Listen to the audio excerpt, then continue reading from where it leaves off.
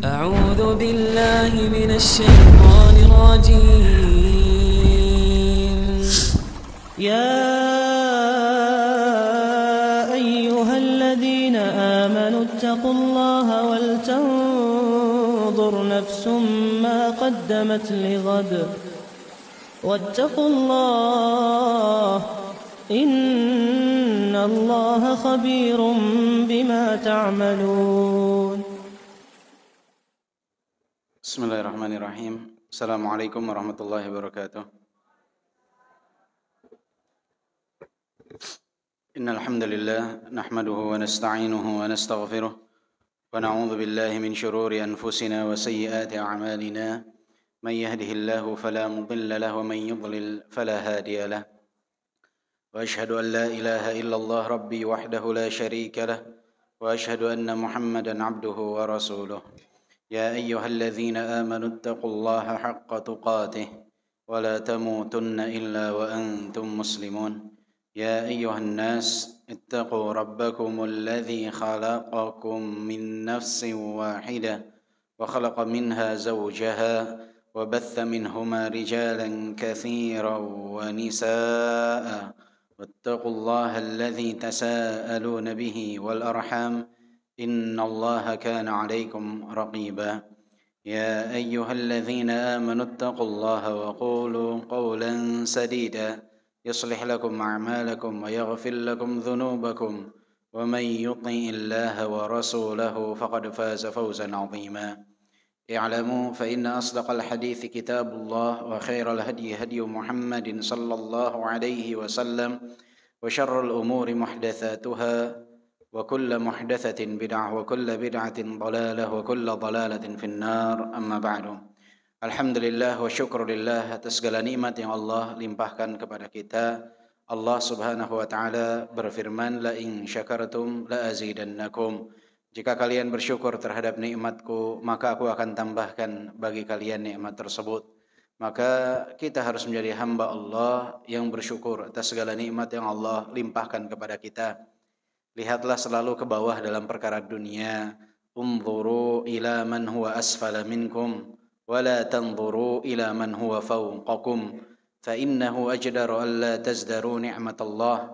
Rasulullah sallallahu alaihi wasallam memerintahkan kita melihat ke bawah dalam perkara dunia, jangan melihat ke atas dalam perkara dunia. Karena jika dalam perkara dunia kita selalu melihat ke atas, akan hilang rasa syukur kita kepada Allah Subhanahu wa taala karena merasa bahwa kita tidak mendapatkan apa yang orang lain dapatkan. Padahal Allah Subhanahu wa taala telah berfirman di dalam Al-Qur'an, "Dzalika fadlullahi yu'tihi may yasha." Itu adalah keutamaan dari Allah yang Allah berikan kepada siapa yang Allah Subhanahu wa taala kehendaki. Jadi ya, bisa dimulai, Bu?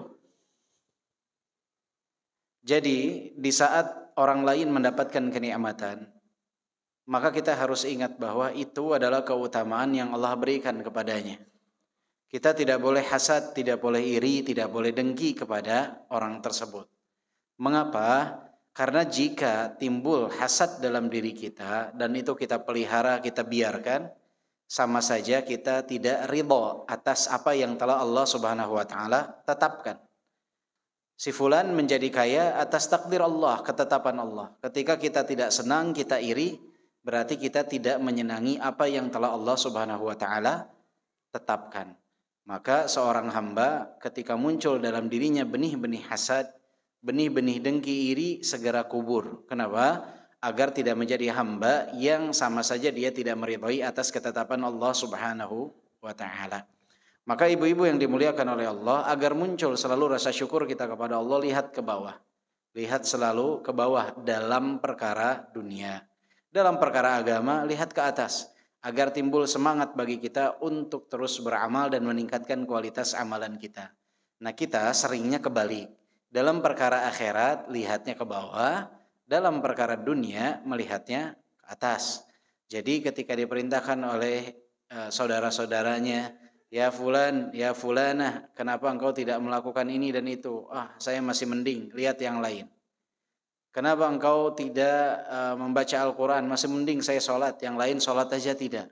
Jadi dalam perkara akhirat lihatnya ke bawah. Dalam perkara dunia selalu lihatnya ke atas. Ya, ayah lihat tetangga sebelah sudah mobil baru. Saya dari nikah sudah 15 tahun mobilnya ini terus, subhanallah, nggak ganti-ganti. Sudah belinya bekas, tidak pernah diganti. Orang lain lihat mobilnya baru terus. Setiap 5 tahun dia ganti mobil. Dalam perkara dunia lihat ke atas akan menyebabkan hilangnya rasa syukur kita kepada Allah. Lihat ke bawah. Lihat tetangga yang di sebelahnya yang dia tidak memiliki kendaraan roda 4. Yang di sebelahnya lagi yang dia kemana-mana berjalan kaki. Yang berjalan kaki lihat tetangganya sebelah lagi yang qadarullah harus berada di atas kursi roda. Yang berada di atas kursi roda bersyukur kepada Allah. Lihat tetangganya yang sebelah berbaring di atas tempat tidur. Yang terbaring di atas tempat tidur bersyukur. Tetangganya yang sebelahnya lagi ada di rumah sakit terbaringnya bukan di rumah. Dan terus seperti itu, bersyukur dalam perkara dunia. Dalam perkara akhirat, lihat ke atas agar kita termotivasi untuk terus meningkatkan kualitas dari amalan kita. Ibu-ibu yang dimuliakan oleh Allah Subhanahu wa taala, insyaallah pada kesempatan kali ini kita akan membahas satu bab yang saya rasa sangat penting sekali. Mengapa? Karena bab ini berbicara tentang sepertiga dari kehidupan kita, yaitu bab tentang tidur. Seseorang itu rata-rata waktu tidurnya dalam satu hari sekitar 8 jam. Berarti sepertiga dari tidurnya, minimal 6 jam atau seperempat dari kehidupannya atau sepertiga dari kehidupannya.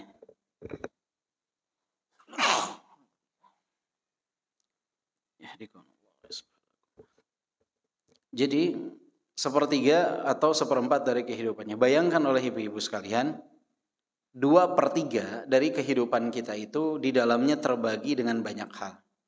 Ada di dalamnya ibadah hablum minallah, ada muamalah dengan manusia, kewajiban ibu mengurus anak-anak di rumah, mengurus suami, berbakti kepada suami, berbakti kepada orang tua.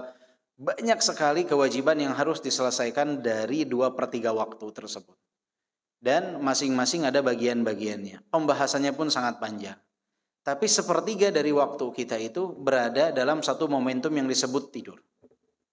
Bayangkan, sepertiga dari waktu kehidupan kita itu adalah tidur. 2/3-nya terbagi banyak hal. Masya Allah, tabarakallah. Dengan berbagai macam akhlak yang harus kita miliki, adab yang harus kita miliki. Pembahasannya juga sangat panjang untuk berbicara 2/3-nya. Jadi bab-bab sebelumnya, sebelum bab tidur ini kita membahas bagian dari 2/3 tersebut. Adab makan dan minum, adab buang hajat, adab kemudian apalagi adab berbicara, adab semua itu berbicara tentang 2/3 waktu. Sepertiga ini akan kita bahas hari ini. Bayangkan, berarti nilainya itu sangat besar sekali tentang perkara tidur ini. Karena tidur ini hanya ada adabnya itu sebelum dan setelah. Di saat tidur, ibu-ibu sekalian tinggal menikmati apa yang telah ibu-ibu tanam dari sebelum tidur. Adab-adab yang ibu sekalian laksanakan. Jadi ketika ibu-ibu sekalian melaksanakan adab-adab sebelum tidur, maka selama ibu-ibu sekalian tidur, pahala terus mengalir kepada ibu-ibu sekalian. Nikmat apa tidak? Nikmat, luar biasa. Kita tidur dapat pahala. Kenapa? Karena kita melaksanakan adab-adab tidur. Tinggal nanti 2/3-nya lagi kita benahi. Nah, jangan sampai yang sepertiga yang bisa dikatakan ini paling mudahnya, kalau kita amalkan ini tidak terlalu rumit seperti yang lain, kita lalai di dalamnya. Sepertiga dari kehidupan kita. Jadi kalau ibu usia hidup 60 tahun, 20 tahun tuh kita pakai tidur. Ya. Yang 90 tahun usianya berarti 30 tahun dia pakai tidur. Sayang nih kalau 20 tahun, 30 tahun ini tidak bernilai pahala, sayang. Yang usianya 45, 15 tahun dia tidur, tidak bernilai pahala, sayang, rugi dia. Kenapa? Karena subhanallah yang diamalkannya tidak terlalu banyak, tapi pahalanya yang dijanjikan begitu luar biasa. Karena mengambil sepertiga dari kehidupan kita. Nah, mindset itu harus ditanamkan di dalam benak kita sehingga ketika muncul rasa malas dari kita untuk melaksanakan adab-adab ini, ingatlah keutamaannya. Bahwa kita berada di sepertiga dari kehidupan tersebut. Jelas ibu-ibu? Baik. Apa saja adab-adab yang harus diperhatikan oleh kita berkenaan dengan adab-adab tidur? Adab-adab tidur. Yang pertama, ibu-ibu yang perlu diketahui bahwasanya Allah Subhanahu wa taala memberikan siklus dalam hidup ini sangat luar biasa sekali. Ada fase di mana kita beraktivitas dan ada fase di mana kita beristirahat. Bahkan di saat kita enggan untuk tidur, kita secara refleks mata itu akan tertutup, mengantuk, lemah, lelah, mau tidak mau dia harus beristirahat. Jadi sistem dalam tubuh kita itu mengharuskan diri kita beristirahat untuk dapat beraktivitas kembali. Beristirahat untuk dapat beraktivitas kembali. Ini nikmat dari Allah Subhanahu wa taala. Apa adab-adab berkaitan dengan hal tersebut? Yang pertama, yang perlu diperhatikan oleh kita, salah satu sunnah yang dianjurkan sebelum kita tidur adalah berwudu sebelum tidur. Berwudu sebelum tidur atau tidur dalam keadaan berwudu. Jadi ibu-ibu sekalian, sebelum tidur, berbaring di atas tempat tidur, usahakan untuk berwudu terlebih dahulu. Ya, ambil air wudu, berwudu 1 gayung cukup. Atau pakai keran, nggak lama, 1 menit juga tidak. Ya, berwudu sebelum tidur. Berwudu sebelum tidur. Apa dalilnya? Yaitu hadis Rasulullah Sallallahu Alaihi Wasallam dari Al-Bara ibn Azib yang diriwayatkan oleh Al-Bukhari dan Muslim. Rasulullah Sallallahu Alaihi Wasallam bersabda, "Idza ataita madji'aka fatawadda wudu'aka lis-shalah, thumma ittaji' ala shiqqikal ayman." Jika engkau mendatangi tempat tidurmu, maka berwudu'lah seperti wudu'mu ketika akan sholat. Jadi ketika engkau akan tidur, berwudu'lah seperti wudu'mu ketika akan sholat. Kemudian baringkanlah tubuhmu ke sisi sebelah kanan. Baringkanlah tubuhmu ke sisi sebelah kanan. Jadi sebelum tidur berwudu terlebih dahulu. Syekh Salim Al-Hilali hafizahullah, beliau pernah mengatakan bahwasannya di antara hikmah yang didapatkan bagi seseorang ketika dia berwudu sebelum tidur adalah tidak ada yang tahu. Bisa saja tidur tersebut adalah momentum kesadaran kita terakhir sebelum tidur itu. Karena banyak orang yang mati mendadak ketika sedang tidur. Maka dengan kita berwudu sebelum tidur, insya Allah itu adalah momentum terbaik, salah satu tanda akhir yang baik atau yang kita kenal dengan husnul khatimah. Jadi ketika tidur diawali dengan berwudu, tidur kita menjadi akhir dari kehidupan kita, alhamdulillah, berarti tidur kita dalam keadaan husnul khatimah karena berwudu terlebih dahulu sebelum tidur. Dan di samping itu juga berwudu itu adalah bagian dari persiapan untuk mensucikan hati. Jadi ketika kita berwudu, kita mensucikan anggota tubuh kita. Dan ini adalah awalan sebelum mensucikan hati. Kita pernah dengar kisah sahabat yang memiliki keutamaan yang sangat luar biasa sekali. Ternyata yang dia lakukan adalah setiap sebelum tidur dia bersihkan hatinya dari setiap hal-hal yang mengganggu dirinya. Dia ikhlaskan atau ridhakan semua perbuatan dari kawan-kawannya. Dia bersihkan hati dia. Diawali dengan membersihkan anggota tubuh dia. Karena efek dari berwudu itu akan mendatangkan ketenangan di dalam hati. Dan itu tidak dirasakan ketika seseorang hanya sebatas membasahi tubuhnya tanpa berwudu. Berbeda. Ibu-ibu boleh mencoba ketika ibu-ibu mandi sebiasa atau membasuh kepala seperti biasa dengan berwudu. Itu efeknya beda. Kalau berwudu itu masuk ke dalam hati kita ketenangan. Karena apa? Karena kita telah terbersihkan, tersucikan dari segala hal-hal yang harus disucikan. Dan itu membawa efek ke dalam hati untuk juga mensucikan bagian daripada hati. Maka orang yang berwudu itu jarang sekali orangnya emosional ya. Kenapa? Karena membawa ketenangan ke dalam hati. Tenang hati seseorang itu ketika dia berwudu. Ya, berbeda dengan ketika dia hanya sebatas mandi atau sebatas membasahi anggota tubuhnya. Maka poin pertama, ibu-ibu berwudulah sebelum tidur. Berwudulah sebelum tidur. Kemudian yang perlu diperhatikan juga adalah Rasulullah Shallallahu Alaihi Wasallam itu menasihatkan kepada para sahabat, wabil khusus kepada Abu Hurairah untuk melaksanakan witir sebelum tidur. Jadi yang terbaik ibu-ibu, jika khawatir malam di sepertiga malam terakhir itu tidak terbangun, maka ibu-ibu boleh untuk memajukan witir itu sebelum tidur. Memajukan sholat witir sebelum tidur. Berapa rakaat? Bebas, minimum 1 rakaat untuk pelaksanaan sholat witir. Jadi ibu-ibu bisa sholat witir sebelum tidur sebagaimana nasihat Rasulullah kepada Abu Hurairah. Dan jika di sepertiga malam terakhir ibu-ibu bangun mau melaksanakan sholat tahajud, silakan untuk melaksanakan sholat tahajud. Akan tetapi tidak ditutup kembali dengan witir. Karena Rasulullah bersabda, la witron fil lailah. Tidak ada sholat witir 2 kali dalam 1 malam. Jadi jika ibu yakin bisa bangun di sepertiga malam terakhir, nanti saja witirnya diakhirkan. Jika ragu, silahkan ibu-ibu melaksanakan sholat witir sebelum tidur. Nanti ketika di waktu malam bangun, silahkan untuk sholat tahajud, tetapi tidak ada sholat witir kembali. Nah, kemudian sholat witir ini pun jika ibu-ibu ragu untuk dapat melaksanakannya sebelum tidur, dapat ibu-ibu laksanakan setelah pelaksanaan sholat isya atau setelah pelaksanaan ba'diyah isya. Jadi selesai sholat sunnah ba'diyah, ibu-ibu bisa melaksanakan sholat witir minimum 1 rakaat. Minimum 1 rakaat. Karena ada sebagian orang yang merasa berat untuk sholat sebelum tidur, apalagi dalam kondisi mengantuk. Saya kayaknya belum siap. Nah, minimal ba'da sholat isya, setelah ibu-ibu sholat ba'diyah, sholat witir 1 rakaat aja. Kalau yang tidak terbiasa, mulai dengan 1 rakaat. Jangan tidak sama sekali. Minimal mulai dengan 1 rakaat. Nanti ketika sudah terbiasa, mulai dinaikkan levelnya ke sholat witir sebelum tidur. Begitu sudah terbiasa, mulai dinaikkan levelnya ke sholat tahajud dan ditutup dengan sholat witir. Jadi jangan sampai diabaikan. Wah, saya terbiasanya malam, tapi untuk hari ini saya safar dan dalam kondisi yang sangat lelah. Bolehkah saya sholat witirnya sebelum tidur? Sangat boleh. Karena waktu pelaksanaan qiyamul lail, sholat malam itu dimulai dari ba'da isya sampai sebelum subuh.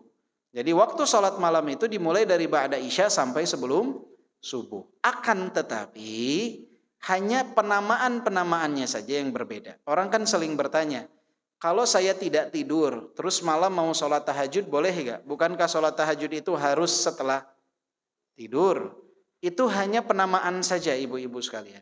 Jadi semuanya itu disebut qiyamul lail, disebut sholat malam atau ibadah di waktu malam. Namun qiyamul lail itu lebih spesifik, sering disebutkan untuk penyebutan sholat malam. Semuanya disebut sholat malam. Jika sholat malam ini dilaksanakan di bulan Ramadan di awal waktu, maka itu yang disebut penyebutannya dengan nama sholat tarawih. Ya, disebut sholat tarawih. Ketika dilaksanakannya sudah tidur terlebih dahulu, itu disebut dengan sholat tahajud. Disebut dengan sholat tahajud. Hanya perbedaan penamaan. Keutamaan yang didapatkan oleh seseorang yang melaksanakan sholat malam, itu sama saja. Yang paling afdolnya di sepertiga malam terakhir. Tapi jika ada orang yang kerjanya dia, qadarullah misalkan jaga rumah sakit, dan dia tidak tidur semalaman, apakah tandanya dia tidak boleh sholat tahajud? Boleh.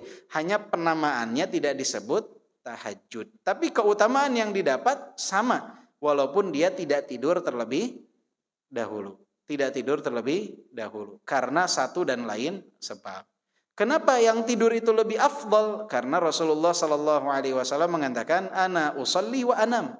Aku itu di waktu malam tidak sholat full. Ada momentum tidur, ada momentum aku sholat. Nah, Rasulullah itu sholat di 2/3 awal di waktu malam, dan sholatnya baru di sepertiga malam terakhir. Jadi di bagian awal malam itu tidur, di bagian akhir malam Rasulullah melaksanakan sholat. Jelas ibu perbedaannya? Ya, jadi ibu-ibu kalau sudah berwudu bisa sholat witir terlebih dahulu. Kalau ragu untuk sholat sebelum tidur bisa ba'da isya.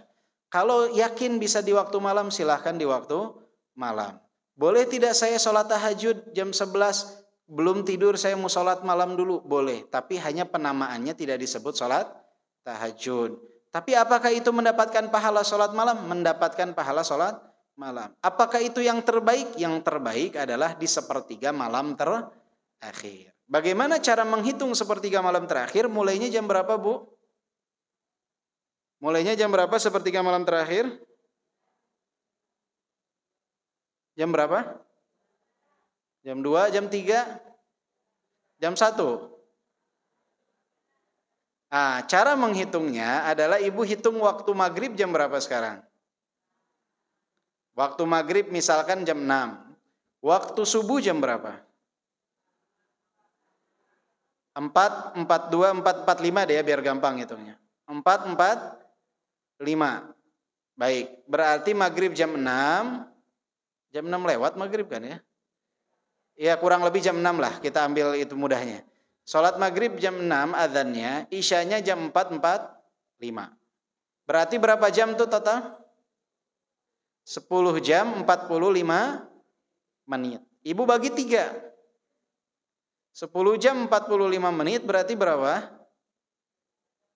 3 jam 35 menit. 3 jam 35 menit ibu kurangi dari waktu subuh.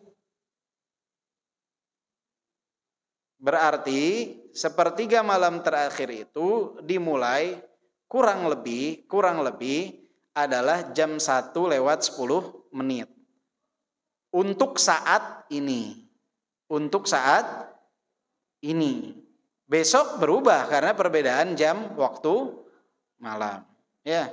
Terus amannya jam berapa? Ya karena waktu ini naik turun, ibaratnya jamnya berubah-ubah kan, yang namanya waktu sholat maghrib, waktu sholat subuh.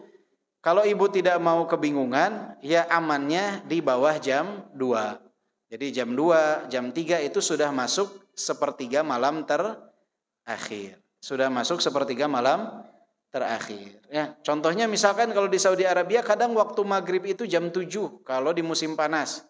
Waktu subuh jam 4. Berarti sepertiga malam terakhirnya jam berapa? Jam 1. Ya, jam 1. Oh, ada orang yang tinggalnya di Eropa misalkan. Waktu maghribnya jam 10 misalkan. Waktu maghribnya jam 9 lah. Waktu maghribnya jam 9, waktu subuhnya jam 3. Berarti sepertiga malam terakhirnya jam berapa? Jam 1. Ya. Jadi intinya selisih maghrib dengan subuh dibagi 3. Itulah sepertiga malam terakhir. Jelas ibu-ibu? Nah itu waktu terbaik. Waktu terbaik untuk melaksanakan sholat malam, untuk berdoa karena Allah Subhanahu wa taala turun ke langit dunia dan mengijabah doa-doa orang yang berdoa kepada Allah Subhanahu wa taala.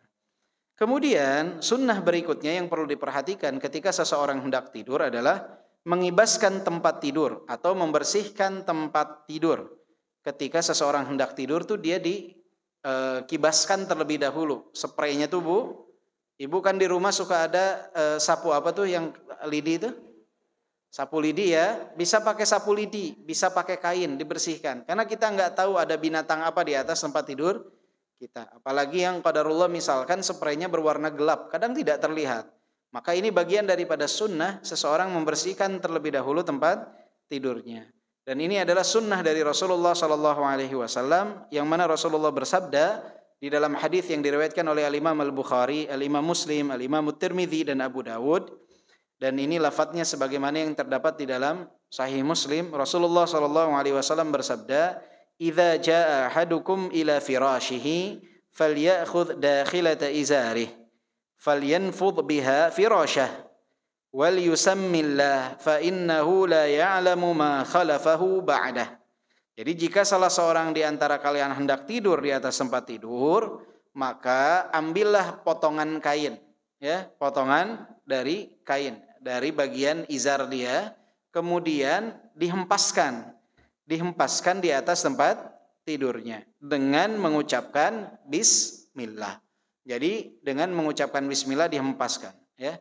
Dihempaskan bagian dari atas tempat tidurnya itu dibersihkan sambil mengucapkan bismillah. Karena ia tidak tahu apa yang terjadi sepeninggalnya tadi. Kita nggak tahu tuh ada binatang apa, mungkin ada kecoa, mungkin ada binatang-binatang lain, ya. Tapi ketika kita mengucapkan bismillah, kita bersihkan, itu adalah salah satu bagian dari kita melakukan sebab agar terhindar daripada hal-hal yang dapat memudaratkan kita.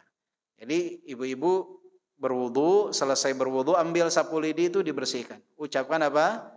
Bismillah. Ya, ucapkan Bismillah. Kemudian yang diperhatikan juga sunnah ketika kita hendak tidur adalah membaca surat Al-Ikhlas, Al-Falaq dan juga An-Nas.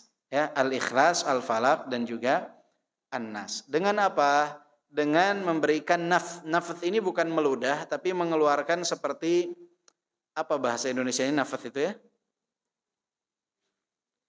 Nafth ini cocoknya apa ya? Jatuhnya seperti meniup, tapi meniupnya nggak cuma angin, Bu. Jadi kalau ludah kan saya susah mencontohkan kalau ludah ya. Jadi nafth ini benar. Seperti itu. Tahu ya? Jadi meludah kecil ya, kecil, sedikit ya. Bukan ludah banyak ya, ludah kecil ya. Apa diiringi dengan tiupan. Seperti itu. Itu disebut dengan nafth ya. Jadi apa yang dilakukan? Seseorang mengangkat kedua tangannya, dia berbaring nih, dia sudah wudu, sudah dibersihkan tempat tidurnya, dia ada di atas tempat tidur. Kemudian dia letakkan kedua tangannya seperti ini. Dia letakkan kedua tangannya seperti ini. Kemudian dia membaca, dia meniupkan terlebih dahulu, melakukan nafth. Setelah itu dia baca, A'udzubillahi minasyaitonirrajim. Bismillahirrahmanirrahim. Qul huwallahu ahad, Allahus samad, lam yalid wa lam yulad wa lam yakul lahu kufuwan ahad. Terus dia baca Al-Falaq, terus dia baca An-Nas ya. Al-Falaq qul a'udzu birabbil falaq, An-Nas qul a'udzu birabbin nas. Setelah itu dia usapkan ke bagian kepala, wajah, kemudian bagian yang bisa dia jangkau dari anggota tubuh. Bagian yang bisa dia jangkau dari anggota tubuh. Selesai itu dia rapatkan kembali kedua tangannya, angkat lagi, tadahkan lagi kedua tangannya, ditiup kembali. Kemudian baca lagi. Qul huwallahu ahad, Allahus samad, lam yalid wa lam yulad wa lam yakul lahu kufuwan ahad. Baca lagi qul a'udzu birabbil falaq, baca lagi qul a'udzu birabbin nas. Kemudian diusapkan kembali dari kepala, wajah, semua badan ke bawah. Kemudian apa lagi? Baca lagi hal yang serupa. Jadi sebanyak berapa kali? Sebanyak 3 kali. Dalilnya apa? Dalilnya adalah hadis yang terdapat di dalam Al-Bukhari, yang mana Aisyah radhiyallahu anha berkata, "Kana idza awa ila firashihi kulla lailah." Rasulullah setiap beliau berada di atas tempat tidurnya di setiap malam, jama'a kaffaihi, beliau kumpulkan kedua telapak tangannya. Ya, jadi begini. Posisi seperti berdoa. Kemudian apa? Tsumma nafatha fihima. Kemudian ditiupkan di atas keduanya. Setelah itu, faqara'a fihima, kemudian membaca Qul huwallahu ahad, qul a'udzu birabbil falaq, qul a'udzu birabbin nas. Tsumma, kemudian yamsahu bihima, mengusap dengan keduanya nih, dengan dua telapak tangan ini, mastata'a min jasadihi bihima, yabda'u bihima ala ra'sihi wa wajhihi, wa ma aqbala min jasadihi yaf'alu dzalika 3 marrat. Apa yang dilakukan oleh Rasulullah? Rasulullah sallallahu alaihi wasallam mengusap dengan keduanya apa yang dapat beliau jangkau dari anggota tubuhnya, dimulai dari kepala dan mukanya sampai seluruh anggota tubuh yang dapat beliau jangkau, dan beliau mengulanginya 3 marrat, sebanyak 3 kali. Jadi ini caranya. Nah, Syekh Al-Utsaimin pernah ditanya, apakah meniupkan itu sebelum membaca Al-Ikhlas, Al-Falaq atau An-Nas, atau setelah membacanya?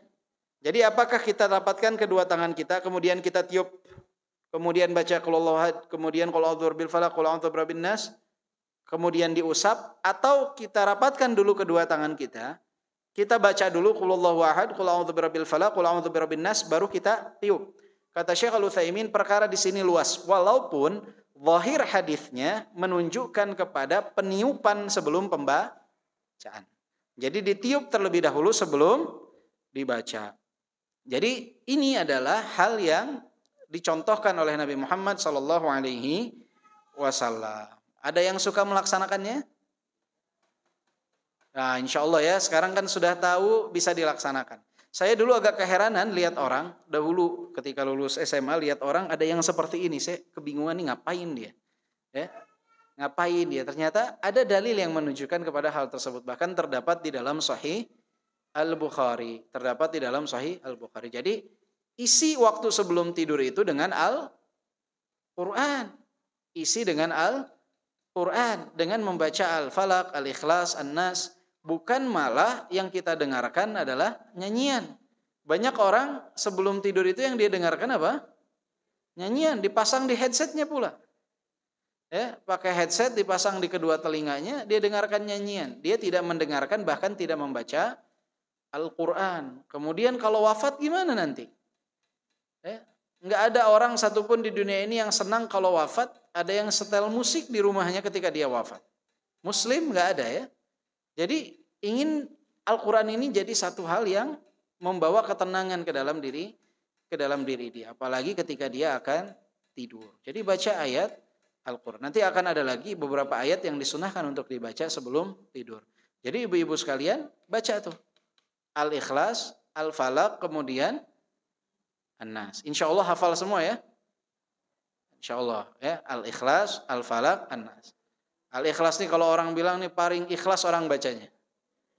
Jadi sholat tuh paling banyak terfavorit yang dibaca surat Al-Ikhlas. Mau hafalnya 30 juz, 20 juz, kalau sholat mayoritas bacanya Al-Ikhlas. Apalagi sholat sunnah ya, itu mayoritas bacanya Al-Ikhlas. Bacanya Al-Ikhlas. Taib. Kemudian yang berikutnya, selain daripada membaca Al-Ikhlas, Al-Falaq dan juga An-Nas, disunnahkan juga seseorang membaca ayat kursi sebelum tidur. Dan juga membaca 2 ayat terakhir dari surat Al-Baqarah. Ya, membaca 2 ayat terakhir dari surat Al-Baqarah dan membaca ayat kursi. Ya, membaca ayat kursi. Dalilnya apa? Dalilnya adalah wakkalani Rasulullah sallallahu alaihi wasallam, kata Abu Hurairah radhiyallahu anhu, wakkalani Rasulullah sallallahu alaihi wasallam. Rasulullah sallallahu alaihi wasallam memerintahkanku untuk bihafdzi zakati Ramadan, untuk menjaga zakat Ramadan. Fa'atini at, kemudian datanglah seseorang yang hendak mencuri. Faja'ala yahthu minat ta'am, dia hendak mencuri makanan. Fa'akhadtuhu, kemudian aku mengambilnya, merebutnya kembali makanan tersebut. Faqultu la arfa'annaka ila Rasulillah sallallahu alaihi wasallam. Aku akan mengadukanmu kepada Rasulullah sallallahu alaihi wasallam. Fadzakara al-hadits. Faqal, lalu Abu Hurairah radhiyallahu anhu menceritakan suatu hadis berkenaan dengan masalah ini. Faqal, kemudian Rasulullah sallallahu alaihi wasallam Faqal, orang tersebut mengatakan, idza awaita ila firashika faqra ayatal kursi lan yazal 'alaika minallahi hafiz. Wala yaqrabuka syaitan hatta tusbih. Faqala an-nabiy sallallahu alaihi wasallam, sadaqaka wa huwa kadzub, dzalika syaitan. Jadi Abu Hurairah radhiyallahu anhu ini saat itu ditugaskan oleh Rasulullah untuk menjaga zakat Ramadan. Setelah itu tiba-tiba datang orang berusaha untuk mengambil makanan yang ada dan Abu Hurairah merebutnya kembali. Kemudian Abu Hurairah radhiyallahu anhu hendak melaporkannya kepada Rasulullah sallallahu alaihi wasallam. Maka orang tersebut memberikan nasihat kepada Rasulullah sallallahu alaihi kepada Abu Hurairah radhiyallahu anhu. Dia orang ini mengatakan kepada Abu Hurairah, "Idza awaita ila firashik." Jika engkau hendak berbaring di atas tempat tidurmu, faqra ayatal kursi, maka bacalah ayat kursi. Lan yazala 'alaika minallahi hafiz.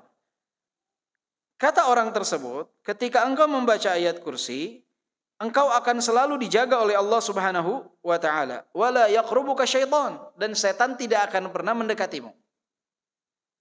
Orang ini bicara kepada siapa?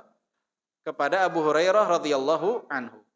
Dan keesokan harinya Abu Hurairah menceritakan apa yang terjadi kepada Rasulullah sallallahu alaihi wasallam. Maka Rasulullah sallallahu alaihi wasallam mengatakan apa? Shadaqaka wa huwa kadzub. Shadaqaka wa huwa kadzub. Dzalika syaitan. Benar apa yang dikatakannya padahal dia adalah seorang pendusta. Dia adalah syaitan. Itu adalah syaitan. Jadi syaitan itu, jin yang kufur kepada Allah itu, mereka dapat berubah bentuk menjadi manusia. Dan ini yang dia lakukan ketika berhadapan dengan Abu Hurairah radhiyallahu anhu. Setan berubah bentuk menjadi sosok manusia. Mengatakan sesuatu kebenaran padahal dia adalah seorang pendusta. Yang mana dia katakan bahwa seseorang ketika akan tidur baca ayat kursi kalau tidak mau didekati oleh syaitan. Kalau tidak mau didekati oleh syaitan. Dari hadis ini ibu-ibu sekalian banyak fawaid yang dapat kita petik. Yang pertama adalah tentunya disunnahkannya seseorang membaca ayat kursi ketika hendak tidur. Walaupun yang menyampaikan kepada Abu Hurairah di dalam Sahih Al-Bukhari ini, yang menyampaikan kepada Abu Hurairah adalah setan yang berubah bentuk menjadi sosok manusia, tetapi apa yang disampaikannya telah dibenarkan oleh Rasulullah Sallallahu Alaihi Wasallam.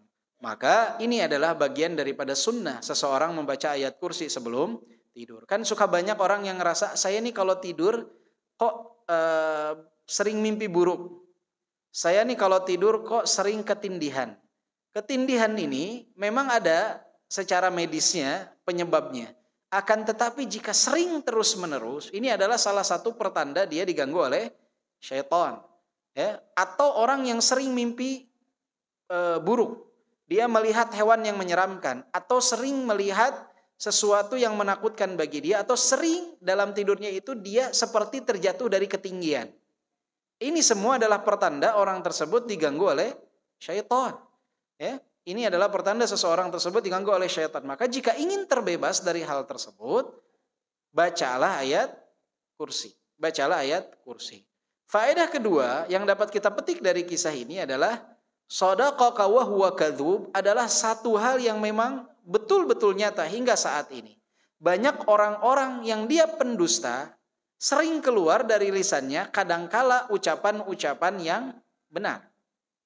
Jadi bukan tidak mungkin dari seorang pendusta itu keluar ucapan yang benar.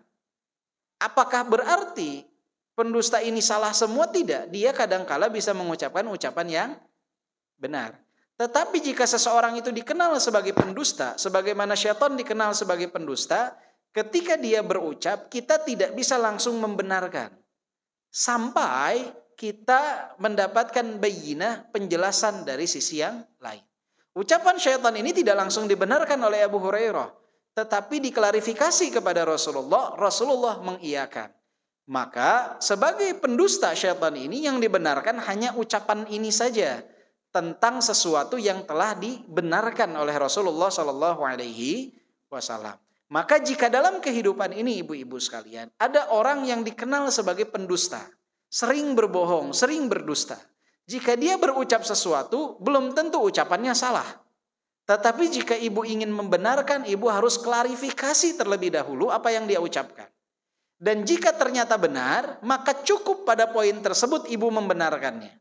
Sedangkan ucapan-ucapan yang lain harus satu persatu diklarifikasi. Jika seseorang itu dikenal sebagai pendusta. Jika dikenal sebagai pendusta. Jangan sampai ketika seseorang itu dikenal sebagai pendusta, berucap satu hal yang benar, kemudian kita mengeneralisir mengatakan dia ini ucapannya benar semua. Contohnya kemarin dia berucap benar. Padahal dia sudah dikenal sebagai pendusta. Sudah dikenal sebagai pendusta. Maka tidak boleh sembarangan menerima kabar dari seorang pendusta. Sampai kita yakin klarifikasi kepada yang berkaitan dengan hal tersebut. Nah seringnya kadangkala kita tuh hanya menerima dari satu sisi saja. Ketika kita terima dari satu pihak, kita langsung membenarkan semua ucapannya tanpa tabayyun terlebih dahulu. Padahal Rasulullah mengatakan apa? Lau yuqan nas bida'wahum ladda'ar rijala amwala qaumin wa dima'ahum walakinnal bayyinah 'alal mudda'i wal yaminu 'ala man ankar. Kalau setiap orang itu dapat mengklaim, dapat mengaku-ngaku, maka akan habis yang namanya darah dan harta manusia. Tiba-tiba ada orang ngaku itu rumah saya, itu mobil saya, ini tanah saya. Kalau setiap pengakuan orang itu diiyahkan, habis harta dan darah manusia. Walakinnal bayyinah 'alal mudda'i. Siapa yang mengaku-ngaku itu harus menunjukkan bukti. Wal yaminu 'ala man ankar. Yang mengingkari harus bersumpah. Jadi ketika ada orang mengklaim sesuatu, orang itu harus mendatangkan bukti. Tidak boleh langsung mempercayai. Kita harus mendengar dari kedua belah pihak. Hikmah ketiga yang dapat kita petik dari kisah ini adalah bahwa setan itu dapat berubah bentuk. Setan itu dapat berubah bentuk menjadi anjing yang berwarna hitam. Dia dapat menjadi ular. Dia dapat berubah menjadi sosok manusia. Dan ini yang sering dimanfaatkan oleh syaitan agar manusia berbuat kesyirikan. Biasanya kayak kita di Indonesia suka muncul hal-hal yang dalam tanda kutip orang anggap mistis. Ketika ada orang yang baru meninggal, tiba-tiba di rumahnya terlihat seperti ada pocong lewat. Contoh ya. Atau ada orang yang mau motong pohon besar di kampungnya. Tiba-tiba muncul gangguan, suara, entah pocong lewat, entah apapun. Pada hakikatnya orang ketika sudah wafat, dia sedang sibuk menjawab pertanyaan malaikat di alam kubur. Nggak sempet keluar buat nyari siapa yang bisa ngelepas tali pocong dia. Nggak sempat ibu-ibu. Sibuk dengan urusannya. Jadi dia datang ke rumah kita dalam bentuk pocong atau di pohon. Itu semua adalah setan yang berubah bentuk menjadi pocong tersebut. Setan yang berubah bentuk menjadi sosok manusia. Dan setan ini bekerja sama dengan para dukun.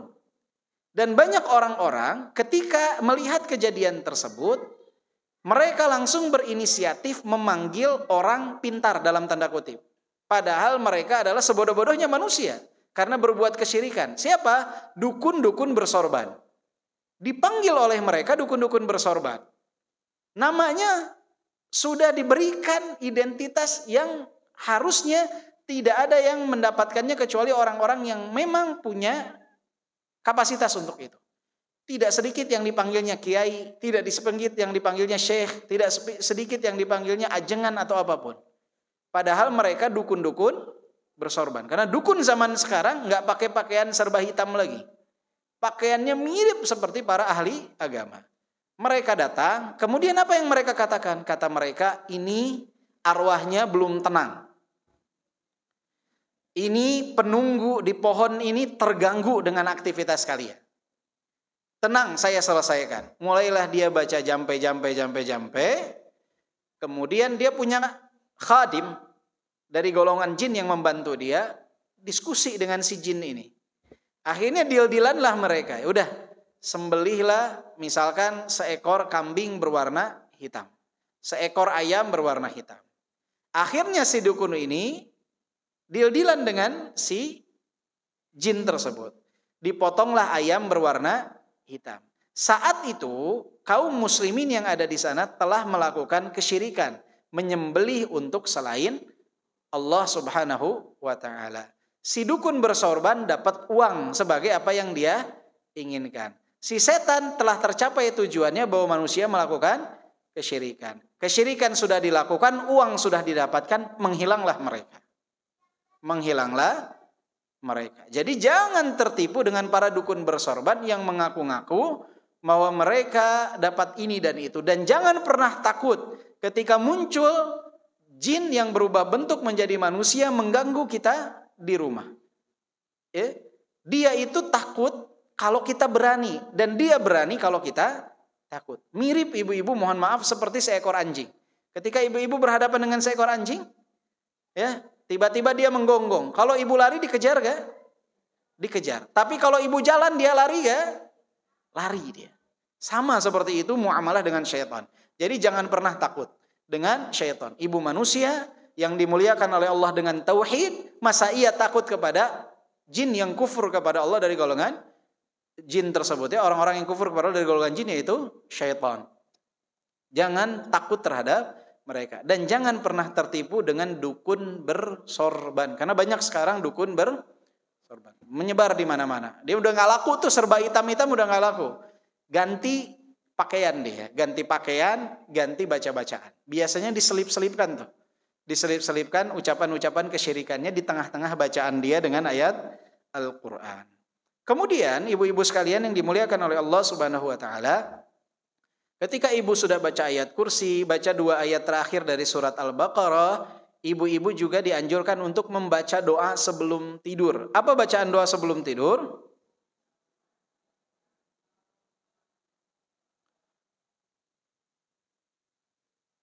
Bacaan sebelum tidur apa? Bismika Allahumma amutu wa ahya atau ahya wa amun? Ya. Jadi bacaan sebelum tidur itu yang sahih lafadznya ada 3. Yang sahih lafadznya ada 3. Yang sering kita dengar tuh bacaan sebelum tidur apa? Bismika Allahumma ahya wa amut ya. Yang sering kita dengar. Yang sahih itu ada 3. Yang pertama, Bismika Allahumma amutu wa ahya. Jadi amutu dulu baru wa ahya. Jadi diawali dengan Bismika Allahumma amutu wa ahya. Itu yang pertama ya, dengan namamu ya Allah aku mati dan aku hidup. Yang kedua yang sahih juga adalah diawali dengan Allahumma bismika amutu wa ahya. Jadi diawalinya dibalik tuh. Kalau yang tadi bismika Allahumma, kalau ini Allahumma bismika amutu wa ahya. Sama. Yang ketiga, diawalinya sama Allahumma juga. Allahumma bismika ahya wa amut. Ahya wa amut. Ini 3 lafadz yang sahih. Jadi bismika Allahumma amutu wa ahya, Allahumma bismika amutu wa ahya, atau Allahumma bismika ahya wa amut. Sedangkan lafadz bismika Allahumma ahya wa amut adalah lafadz yang lemah. Jadi di dalam Sahih Al-Bukhari disebutkan oleh Udzaifah radhiyallahu anhu, kana an-nabiy sallallahu alaihi wasallam idza arada an yanam qala bismika Allahumma amutu wa ahya. Dengan menyebut namamu ya Allah, aku mati dan aku hidup.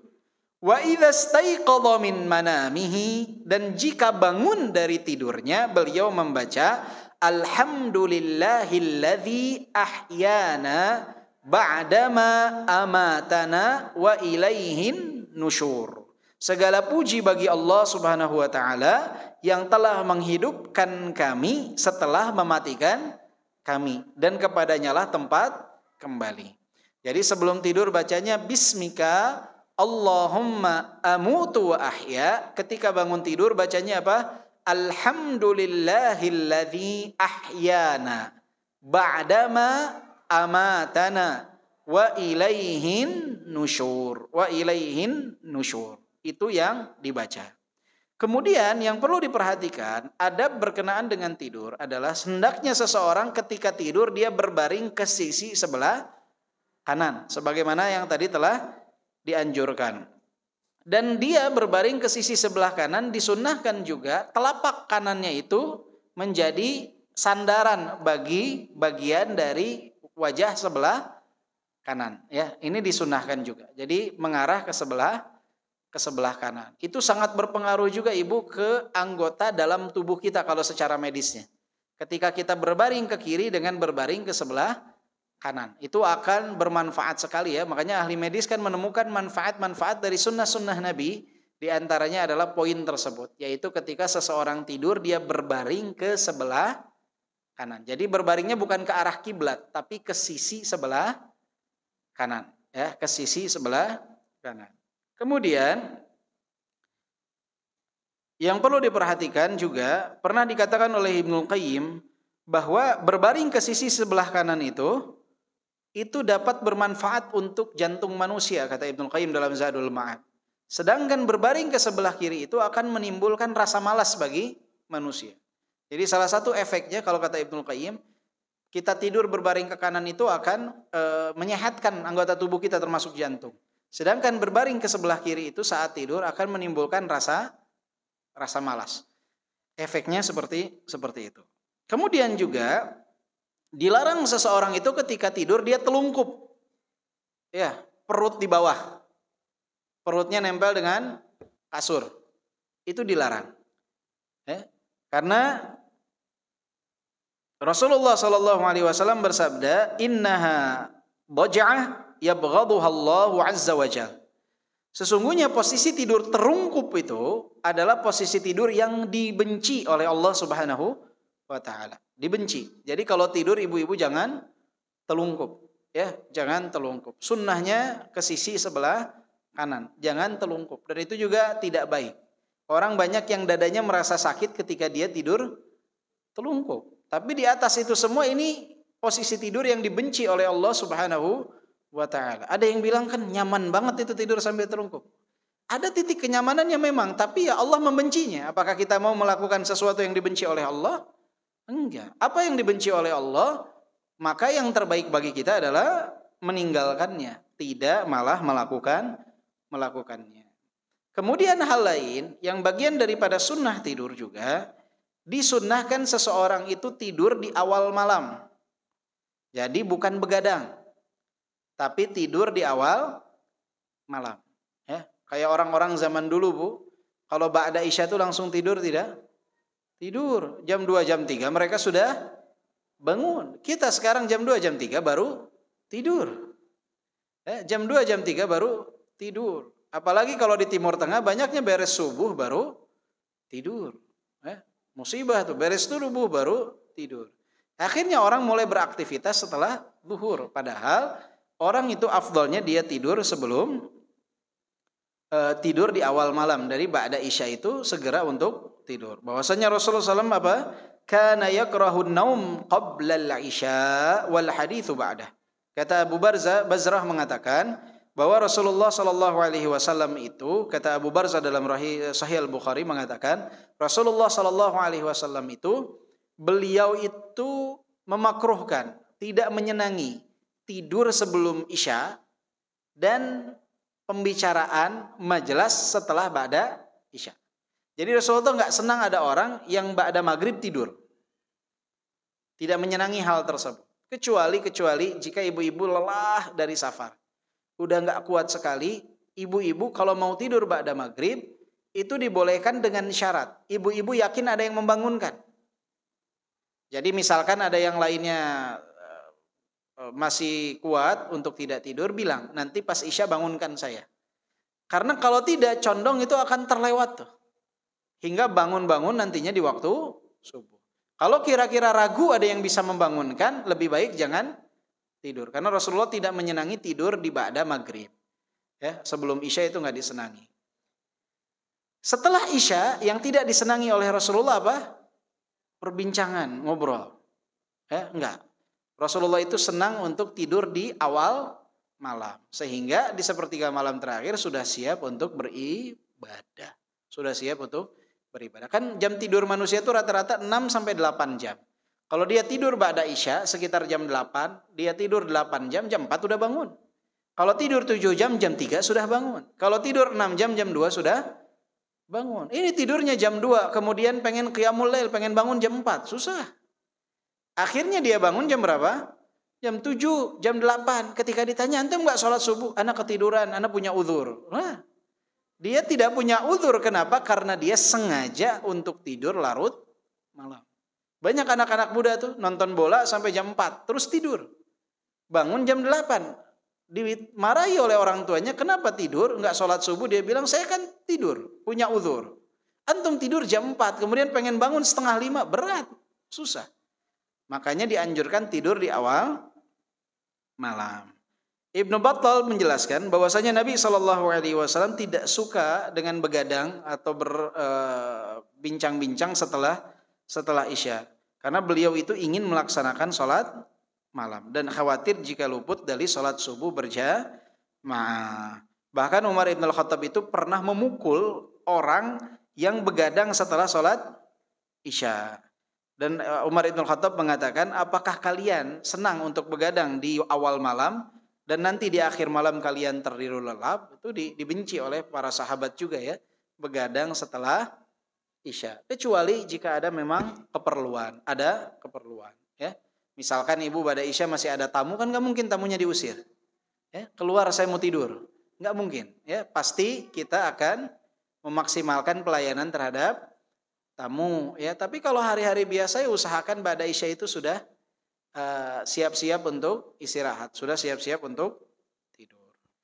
Dan juga di antara adab ketika seseorang sedang tidur adalah jika dia sedang tidur kemudian merasakan kegelisahan, merasakan kerisauan, ya, gundah gulana ibarat itu ya, lagi tidur nggak nyaman, nggak tenang hatinya, maka dianjurkan untuk berdoa, a'udzu bikalimatillahi tammah min ghadabihi wa iqabihi wa syarri ibadihi wa min hamazati syayatin wa an yahdurun.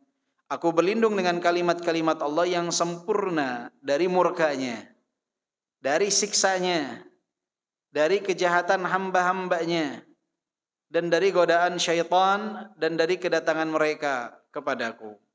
Jadi ini doanya, a'udzu bikalimatillahi tammat min ghadabihi wa iqabihi wa syarri ibadihi wa hamazatis syayatin wa an yahdurun. Jadi dari apa? Min ghadabihi wa iqabihi wa syarri ibadihi wa hamazatis syayatin wa an yahdurun. A'udzu bikalimatillahi tammat min ghadabihi, dari kemurkaannya, wa iqabihi wa syarri ibadihi wa hamazatis syayatin wa min hamazatis syayatin wa an yahdurun, dan dari kedatangannya.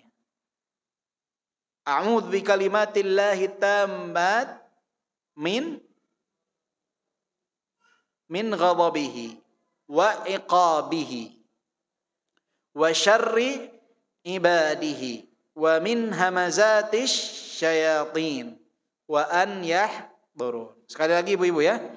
A'udzu bikalimatillahi tammat min ghadabihi wa iqabihi wa syarri ibadihi wa min hamazatis syayatin wa an yahdurun. Hafal bu? Insyaallah. Saya lupa, saya nggak hafal. Doa pakai bahasa Indonesia. Ya Allah, aku berlindung kepadamu dari godaan syaitan, dari kemurkaanmu, dari hukumanmu. Berdoa dengan bahasa Indonesia. Atau berdoa, a'udzu bikalimatillahi tammati min syarri ma khalaq. Min syarri ma khalaq. Kemudian seseorang juga ketika akan tidur dia harus bersihkan hatinya dari kebencian, kedengkian ke orang lain. Orang yang punya salah maafin. Orang yang punya kekhilafan maafin. Ya, ketika akan tidur, tenang hati kita. Doakan juga orang lain. Karena ketika kita mendoakan orang lain, malaikat mengatakan apa? Untukmu yang semisal dengannya. Jadi ibu-ibu nggak rugi. Ibu mendoakan orang, ibu didoakan malaikat. Jadi jangan rugi. Amat ana doain dia. Keenakan saya doain. Enggak, ibu ketika doakan orang lain, malaikat mendoakan ibu. Dia cuma didoain ibu didoain malaikat. Senang enggak bu didoain malaikat? Senang. Maka banyak-banyaklah mendoakan orang lain. Karena dengan kita mendoakan orang lain, malaikat mendoakan kita. Kemudian juga ketika akan tidur tuh banyak-banyak menghisab diri, evaluasi diri. Ibu kan kalau ibu di kantor atau di tempat kerja atau ibu tuh punya pekerjaan ya, misalkan di rumah ibu buka usaha, biasanya setiap hari itu sore itu dikumpulkan nih, omset hari ini berapa, pengeluarannya berapa, pemasukannya berapa, estimasi keuntungannya berapa, didata tuh, disiapkan ya untuk laporan harian, biar tahu, biar besok bisa dilihat apa yang bisa dikerjakan. Nah dalam hidup harus seperti itu. Dievaluasi hari itu. Ketika kita akan tidur. Tadi subuh saya sholat jam berapa ya? Tadi saya ngaji gak ya? Tadi saya gimana ke suami ya? Berbakti gak? Ucapan saya ditinggikan gak nadanya? Saya dengarkan gak ucapan suami? Tadi anak-anak saya urus gak ya? Tadi saya zuhur bagaimana ya? Asar seperti apa? Maghrib seperti apa? Isya seperti apa? Oh ternyata tadi saya terlambat dalam sholat zuhur. Perbaiki. Jadi besoknya perbaiki apa yang menjadi kekurangan, yang sudah baik ditingkatkan. Jadi evaluasi. Hasibu anfusakum qabla an tuhasab. Hisab diri kalian sebelum kalian dihisab. Hisab diri kalian sebelum kalian dihisab. Jadi sebelum dihisab nanti kita harus dapat menghisab diri kita. Dan juga seseorang ketika akan tidur, bagian dari adab juga hendaknya dia bertaubat kepada Allah Subhanahu wa taala, karena bisa jadi dia menutup mata itu untuk yang terakhir kalinya. Bisa saja dia tidak bangun kembali. Saya dulu waktu kecil ada satu ustadz saya, beliau itu di bulan Ramadan tidur nggak bangun lagi. Tidur tidak bangun lagi. Jadi sudah tidur tersebut momentum terakhir dia hidup. Maka jangan sampai kita tidur membawa dosa. Jadi tidur harus dalam keadaan kita bertaubat, ya, beristighfar kepada Allah, mohon ampun kepada Allah sebelum tidur agar Allah ampuni dosa-dosa kita, karena kita nggak tahu tuh saat tidur mungkin itu jadi pejaman mata terakhir kita, ya. Bisa saja tidak kembali lagi nyawa kita ketika kita terbangun ternyata sudah ada di alam yang berbeda, ya. Maka kita mohon ampunan kepada Allah Subhanahu wa taala. Nah, ini ibu-ibu sekalian, adab-adab yang perlu diperhatikan di saat seseorang hendak tidur, karena dia mengambil sepertiga dari kehidupan kita. Bayangkan jika sunnah-sunnah ini kita laksanakan. Jadi selama sepertiga dari kehidupan kita itu kita tidur padahal kita, tapi dapat aliran pahala. Tapi jika kita sia-siakan, ya sepertiga dari hidup kita berarti sia-sia. Bahkan tidak sedikit yang orang menanggung dosa sepertiga dari hidupnya saat tidur. Dengan apa? Dia tidur sambil tengkurap, ya. Dia tidur sambil tengkurup misalkan, ya.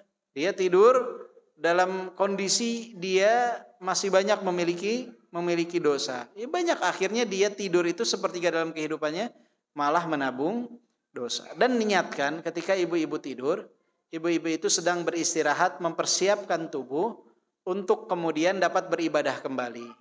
Ibu-ibu perlu istirahat, karena setelah ibu istirahat tidur, bangun, ibu-ibu harus memiliki tugas yang banyak. Mengurus suami, mengurus anak-anak, atau yang mungkin membantu mencari nafkah suaminya.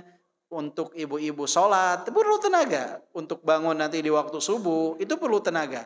Maka niatkan tidur ini adalah ladang kita untuk mengembalikan anggota tubuh kita fresh kembali, untuk memaksimalkan diri beribadah kepada Allah Subhanahu wa ta'ala. Jangan sampai adat ini, tidur ini adat.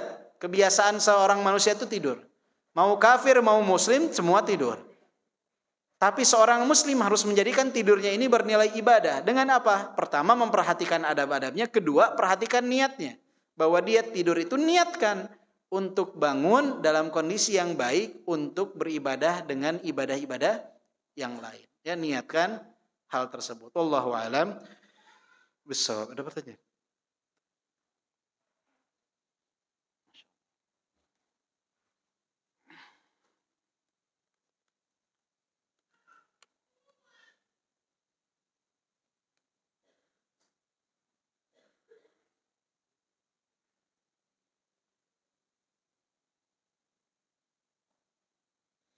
Ini ada pertanyaan yang orang dia qadarullah sedang masuk angin atau GERD, ya, yang mana dia udah berwudu pas mau tidur buang angin lagi, berwudu pas mau tidur buang angin lagi. Atau juga ini bisa kejadian sama orang yang sakit salasil durat. Salasil durat itu kentut terus menerus, udah di luar kontrol. Atau salasil bul, orang yang kencing terus menerus, ya. Dalam artian dia udah nggak sadar lagi tuh kencing, ya. Udah nggak sadar lagi, harusnya pakai pempes misalkan. Ketika akan tidur dia baru pakai pempes dewasa. Yang seperti ini nggak masalah. Ibu berwudu sebelum itu, nanti angin yang keluar, ibu sudah melakukan apa yang dianjurkan oleh Nabi dengan berwudu, ya, dengan berwudu. Jadi tidak perlu diulang-ulang lagi. Apalagi kondisi sedang tidak enak badan. Akhirnya masuk anginnya nggak sembuh-sembuh.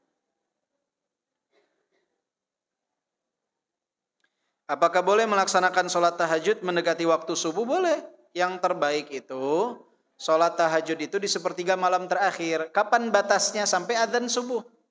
Batasnya sampai adzan subuh. Jangan ibu sholat malam, tidur, subuhnya kelewat. Banyak yang seperti itu. Jadi kalau kira-kira sekarang kan subuh 4.42 atau 4.45. Nah, ibu misalkan bangun jam 4, sholat tahajud, ke kamar mandi sholat tahajud, witir, menunggu subuh, ya. Apa yang dibaca, baca apa saja, ya. Baca apa saja. Kalau Rasulullah itu pernah sholat itu membaca apa? Ali Imran, Al-Baqarah dan An-Nisa.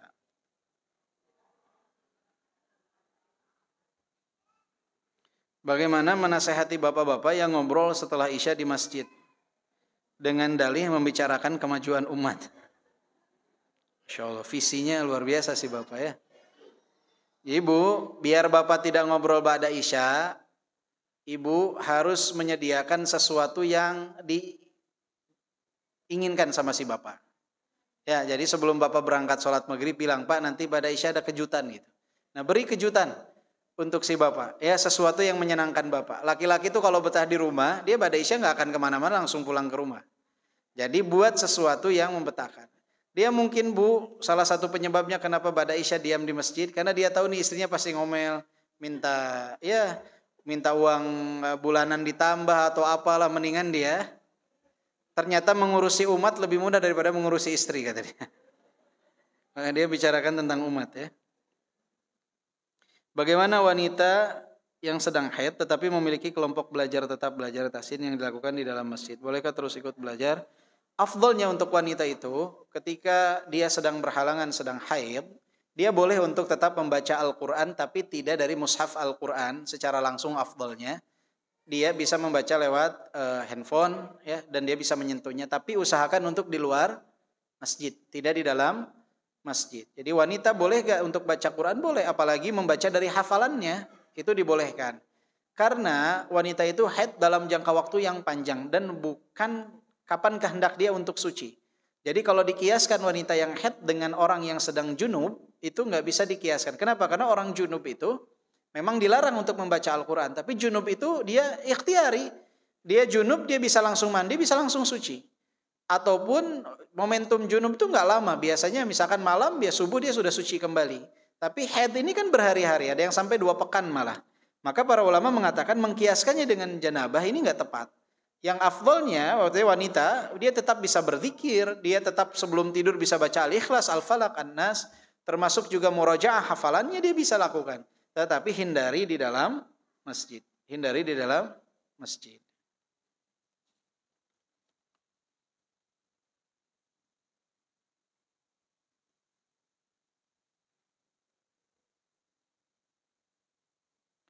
Mengingat doa sebelum tidur yang agak panjang, bolehkah kita baca doa sebelum tidur setelah sholat Isya? Enggak panjang Ibu, pendek semua ya. Ibu tinggal baca Bismika Allahumma amutu wa ahya, baca Qul huwallahu ahad, Qul a'udzu birabbil falaq, Qul a'udzu birabbin nas, baca ayat kursi dan baca 2 ayat terakhir dari surat Al-Baqarah ya. Jadi ini dilakukan sebelum tidur. Saya wallahu alam tidak tahu apakah boleh dibaca ba'da Isya, tapi saya rasa tidak memerlukan waktu yang lama, enggak nyampe 5 menit insyaallah untuk membaca semua itu.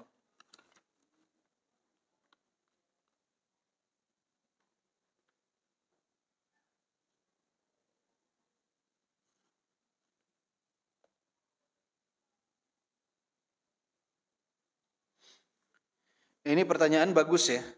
Apakah wanita yang sedang haid itu harus berwudu sebelum tidur? Disunahkan untuk berwudu sebelum tidur? Wallahu a'lam, yang saya tahu para ulama itu membahas hanya bacaan seperti Al-Ikhlas, Al-Falaq, An-Nas dan juga ayat kursi dan juga 2 ayat terakhir dari Al-Baqarah yang tetap dibaca oleh wanita yang haid. Tapi untuk wudu ini saya tidak menemukan pembahasannya. Mengapa? Wallahu a'lam, karena kan wudu itu untuk mengangkat dari hadas, untuk mensucikan seseorang, sehingga jika dia sedang haid ya tidak merubah apapun kondisinya. Wallahu a'lam, tapi nanti saya pastikan lagi, saya cek lagi fatwa ulama berkaitan dengan ini ya.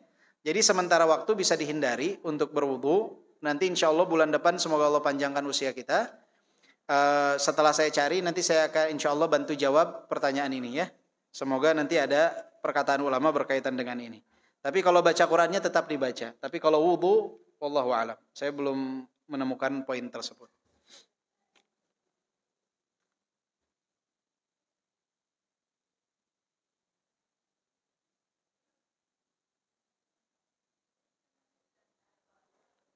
Jika ada yang tertidur saat waktu sholat, apakah sebaiknya kita bangunkan atau biarkan?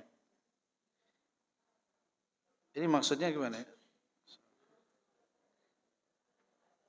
Kalau dia lagi sholat, ada yang tertidur, dia lagi sholat nih, Kita lihat dia tertidur nih, bangunkan dia untuk apa? Untuk berwudu, kemudian sholat kembali. Ya, dibangunkan untuk berwudu, untuk sholat kembali. Tapi jangan ibu lagi sholat, dia sholat sebelah ibu bangun wudu dulu, jangan. Ya. Ibu kalau ngomong begitu batal sholatnya. Ya. Jadi disuruh untuk berwudu. Ini bisa menimbulkan prasangka baik dari orang nih, kalau orang tertidur lagi sholat, disangkanya dia husnul khotimah. Sholat itu gitu. Ini ada pertanyaan juga. Oh iya, saya sebelum lupa nih, takut lupa, saya keingatan. Bulan lalu ada yang bertanya, bolehkah makan di tempat orang yang bekerja di bank konvensional? Betul ya? Ingat pertanyaan itu, Bu? Bulan lalu? Ada yang bertanya seperti itu kan? Saya jawab bahwa afdalnya tidak diperkenankan. Walaupun ada sebagian ulama yang membolehkan untuk kita menikmati dari bagian rizki seseorang yang asal dari dia berusaha berikhtiar tetapi menempuhnya di jalan yang diharamkan. Itu dibedakan oleh para ulama dengan asal zat hartanya dengan cara mendapatkannya. Saya ambil contohnya begini. Ada orang yang dia mencuri makanan. Boleh gak kita makan dari hasil curian? Kalau itu disepakati tidak boleh oleh para ulama. Ada orang bekerja di bank konvensional. Dia kerjanya apa? Dia teller, nulis apa kan? Dia bekerja tuh, nulis, nyatat apa. Tetapi di tempat bank konvensional. Apakah uang tersebut ketika dia pulang ke rumah, kemudian dia beli makanan, kita namu di rumah dia, apakah boleh atau tidak? Jika dia ada pekerjaan lain, itu ittifaq para ulama dibolehkan. Jika tidak ada pekerjaan lain, hanya itu saja, maka banyak para ulama yang membolehkan. Karena dia menanggung dosa atas perbuatan tersebut, tetapi kita itu adalah bertamu ke rumahnya dan bukan zat hartanya yang haram, tetapi cara mendapatkannya. Itu yang difatwakan oleh sebagian para ulama. Ya, jadi sebagian ulama mengatakan dibolehkan untuk makan di tempat tersebut. Kemudian ini ada pertanyaan, belakangan ini beberapa kerabat saya sering mengunjungi seseorang yang konon dipercayai orang-orang sebagai ahli pengobatan, yang mana menurut yang saya dengar, sang ahli pengobatan ini menggunakan air putih di botol yang dibacakan sesuatu, tidak ada yang tahu apa yang dia baca. Lalu dia juga melakukan operasi yang menurut berita kerabat saya tidak menggunakan alat medis sama sekali, hanya menggunakan jarinya. Lalu beberapa kerabat saya ada yang melihat darah dari proses operasi tersebut. Ada yang tidak melihat apa-apa. Dan semua kerabat saya yang sudah ke sana, mereka juga mengecek kondisi kesehatan mereka mulai dokter dan lab, dan menurut mereka hasilnya semua membaik.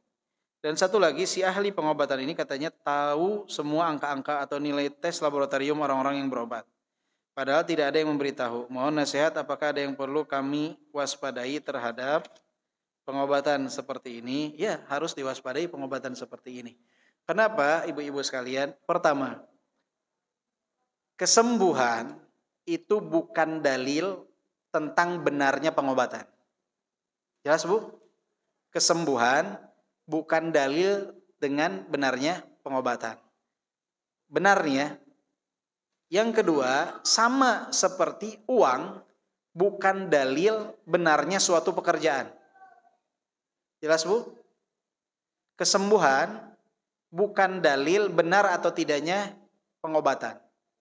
Sebagaimana uang yang didapat oleh seseorang bukan dalil benarnya pekerjaan dia dalam kacamata syariat. Jelas? Baik, ada orang yang menempuh pengobatan yang diharamkan sembuh, bisa jadi. Ada orang yang pekerjaannya haram dapat uang, bisa gak? Bisa. Jadi kesembuhan ini berasal dari Allah Subhanahu wa ta'ala. Ada orang yang menjemput kesembuhan ini lewat jalan yang halal, ada yang menjemput lewat jalan yang haram. Rezeki ini diturunkan oleh Allah, Ar-Razzaqu dzul quwwatil matin. Ada yang mencari rezeki dari jalan yang halal, ada yang mencari rezeki di jalan yang haram. Jadi poin pertama yang harus difahami, kesembuhan bukanlah tanda benar atau tidaknya suatu pengobatan. Pengobatan yang benar itu harus ada satu dari tiga hal. Yang pertama, ada atau tidak dalil dalam Al-Quran ataupun hadis yang menunjukkan bahwa hal tersebut betul dapat mengobati suatu penyakit. Jika ada dalilnya dari Al-Quran atau hadis, berarti pengobatan ini disyariatkan atau dibolehkan. Yang kedua, ada atau tidak ilmu medis yang menunjukkan bahwa parasetamol ini obat panas misalnya. Iya kan? Diteliti secara medis ini dapat mengobati panas. Hal tersebut dibolehkan. Atau secara kebiasaan. Manusia biasanya kalau di daerah Sunda itu, apa bahasa Indonesianya ya? Ibu tahu daun babadotan? Tahu ya? Biasa digunakan untuk mengobati apa? Luka. Mungkin kalau dicek di toko obat, mungkin namanya nama Latin. Tapi nggak ada daun babadotan tuh. Tapi turun-temurun orang tahu bahwa ini adalah obat luka. Maka yang seperti ini dibolehkan. Maka cek pengobatan ini. Ada nggak dalil dari Al-Quran dan Sunnah? Oh nggak ada. Ada tidak secara medis? Tidak ada. Ada tidak secara kebiasaan? Manusia menggunakan hal tersebut sebagai obat? Tidak ada. Jika tidak ada satu di antara tiga ini, maka pengobatan tersebut tidak bisa dikatakan sebagai pengobatan yang syar'i. Contohnya. Dulu pernah ada di Indonesia batu yang dicelupkan di air kemudian dianggap bisa mengobati segala penyakit. Secara dalil ada tidak? Tidak. Penelitian medis ada tidak? Tidak. Kebiasaan manusia? Tidak ada. Maka pengobatan tersebut adalah pengobatan yang tidak syar'i. Pengobatan tersebut adalah pengobatan yang tidak syar'i. Jadi kesehatan itu bukan faktor, bukan tanda pengobatan itu benar atau salah. Ya. Kemudian juga ruqyah, kalau misalkan ini air, ruqyah itu bisa menggunakan metode air. Jadi ibu sakit, anak ibu sakit nih. Ibu bacakan di air ini ayat-ayat Al-Quran. Kemudian memberikan kepada anak, ini dapat jadi metode pengobatan. Ini disyariatkan. Menjadikan air sebagai sarana untuk pengobatan. Yang terbaik kita sendiri yang baca. Musibah di zaman sekarang, air ini dibaca, dijual belikan. Saya pernah ketemu satu orang, satu yayasan, mereka jual air doa, air zikir. Kata saya, ini antum produksi ribuan botol, gimana dibacainnya tuh? Kata dia, syekh kami baca di atas sumurnya. Baca di atas sumurnya, terus antum jual seumur hidup. Dijual, laku bu, puluhan ribu. Ya, laku. Ini yang dilarang. Ini yang namanya disebut komersialisasi agama, seperti itu. Kalau dia ada satu syekhnya misalkan tolong dibacakan, kemudian diminumkan, tidak masalah selama tidak menjadikan kesembuhan itu ada di syekhnya tuh. Hanya sebagai satu cara. Di zaman sekarang orang ketika minta dibacakan, itu hatinya mengait bukan kepada ayat Al-Qur'annya, tapi kepada siapa yang membacanya. Itu yang musibah. Itu yang musibah. Saya pernah dulu, ini pengalaman saya sendiri, saya pernah dulu berkunjung ke satu daerah, kemudian di sana selesai ceramah ada kertas yang masuk disebutkan bahwa ada fulan bin fulan sedang sakit. Jadi saya bilang, Bapak Ibu kita doakan saudara kita biar cepat sembuh, kita doakan biar bisa aktivitas kembali. Kemudian ada satu orang yang hadir di tempat tersebut, beberapa bulan kemudian bertemu dengan orang itu di tanah suci.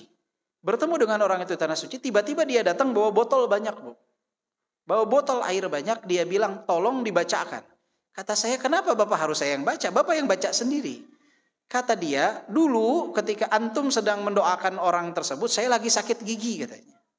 Saya berniat doa itu juga buat saya. Ternyata saya sembuh. Kata saya, Pak, kesembuhan datangnya dari siapa? Dari Allah Subhanahu wa ta'ala. Bapak waktu itu doa kepada Allah karena Bapak mengaitkan hati Bapak kepada Allah. Sekarang Bapak bawa banyak botol, ruqyah sendiri saja. Bapak bacakan sendiri saja. Ketika Bapak meminta ke saya, Bapak kaitannya bukan kepada Allah lagi sekarang, tetapi kepada sosok saya, dan saya nggak ada apa-apa, nggak ada pengalaman apa-apa, nggak bisa apa-apa. Silahkan Bapak baca sendiri. Ini saya udah bawa airnya, baca sendiri. Saya nggak mau Bapak mengaitkan kepada saya. Kata orang di samping apa? Padahal itu faedah tuh. Ya. Dan sekarang banyak ibu yang menjual, jangankan air dibacakan, ada juga madu ruqyah. Madu ruqyah. Ditanya nih yang ruqyahnya siapa? Kata yang jualnya siapa? Ana yang meruqyahnya. Subhanallah. Ada lagi sekarang bahkan ada ayam syar'i. Telur ayam syar'i. Saya pernah nanya nih maksudnya gimana ayam syar'i, telur ayam syar'i? Kata dia jadi di peternakannya 24 jam disetel Al-Quran. Subhanallah. Ayam syar'i bentar lagi ada wortel syar'i, sayuran syar'i ada bentar lagi. Jadi bahkan laundry syar'i. Tempat cuci, subhanallah, semua dikait-kaitkan dengan hal tersebut. Jangan dikomersialisasikan hal-hal itu. Tapi air bisa jadi metode ruqyah, bisa. Tapi bukan untuk diperjual-belikan. Ya, apalagi kalau sekarang, kalau saya lihat di cuplikan-cuplikan tuh orang nggak baca-baca lagi, cuman pakai jari dia, subhanallah. Subhanallah. Ibu silahkan meruqyah dengan metode sendiri. Ya, ibu baca. Jadi kalau ibu sakit, baca di air ayat Al-Quran, minta kesembuhan, minum, insya Allah itu jadi sebab kesembuhan. Wallahu a'lam bishawab. Ada lagi satu terakhir kali ya Bu ya, mohon maaf.